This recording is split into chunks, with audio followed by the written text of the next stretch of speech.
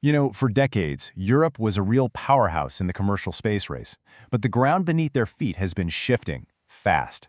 We've got new players, totally new rules, and this relentless drive to bring costs down, and it has changed the game completely. This is the story of how Europe is fighting to reclaim its place among the stars. So, this is the big question, right? It's what an entire continent space program is grappling with. We're not just talking about building another rocket. This is about survival. It's about staying relevant in the final frontier. And the answer? Well, it had to be bold, innovative, and above all, competitive. And there you have it, the challenge, spelled out plain as day. These new companies didn't just show up to compete, they showed up to tear up the old rulebook on how we get to space. And that intense pressure from the market, that's what forced Europe's hand and became the spark for their next great leap.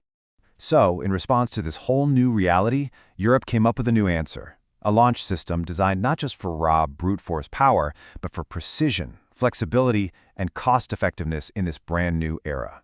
So, meet Ariane 6. This is it. This is Europe's strategy, forged from metal, fire, and decades of hard-won experience.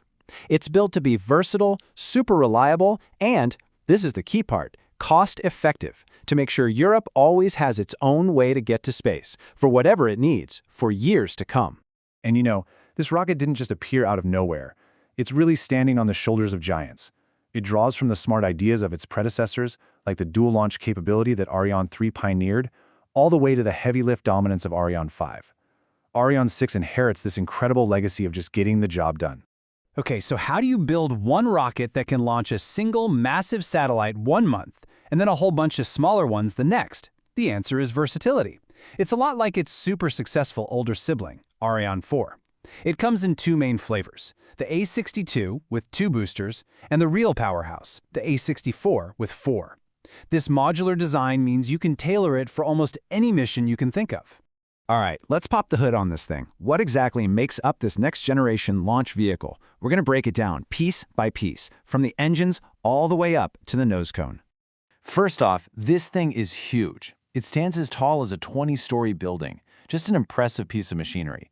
Its power comes from this really carefully integrated system of 3 key parts. You've got the main stage, the upper stage, and of course, the solid rocket boosters. So the first part of the climb to orbit is handled by what's called the Lower Liquid Propulsion Module, or LLPM. I want you to think of it as the marathon runner of the rocket. It takes over right after the sprinters, that's the boosters, have done their job. And it uses its powerful Vulcain 2.1 engine to just keep pushing higher and faster all the way towards space. Now this is where a lot of the magic really happens. The upper liquid propulsion module is basically the brains of the operation in that final phase of the flight.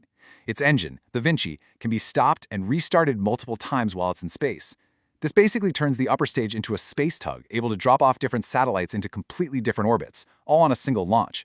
And that kind of flexibility is a direct answer to the whole ride-sharing model that's reshaped a launch market. And what's it carrying? Well, the payload fairing, that's the protective nose cone, is just enormous. I mean, to give you a real sense of the scale here, the 20-meter version is tall enough to fit 4 giraffes, one standing on top of the other. It's a crazy amount of room for satellites and whatever else you want to send up.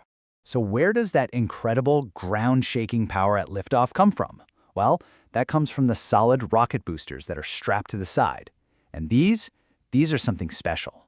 And trust me, that is not an exaggeration. The P120C boosters are record breakers.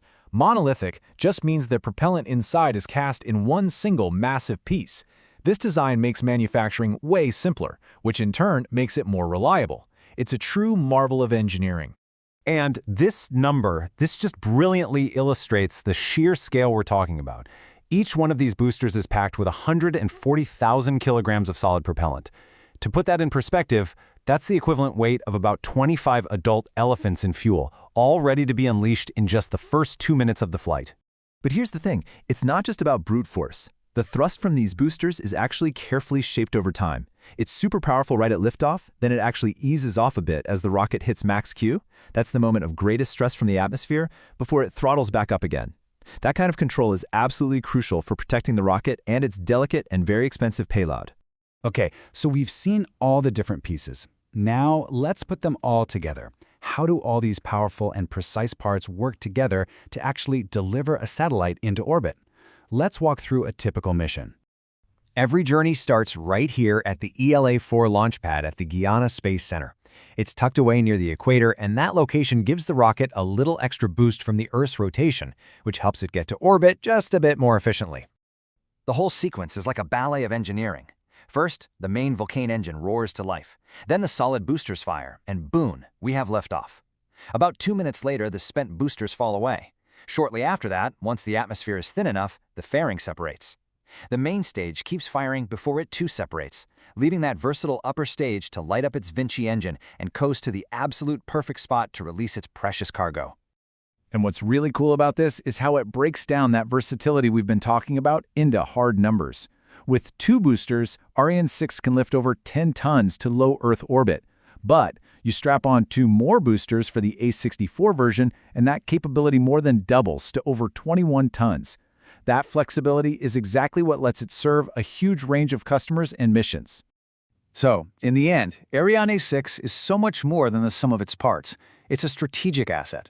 It's Europe's guaranteed ticket to the future of space, on its own terms. In an age where just getting to orbit is more critical than ever, this rocket represents a continent's deep commitment to remaining a major power among the stars. The question now isn't just how it will fly, but where it's going to take us next.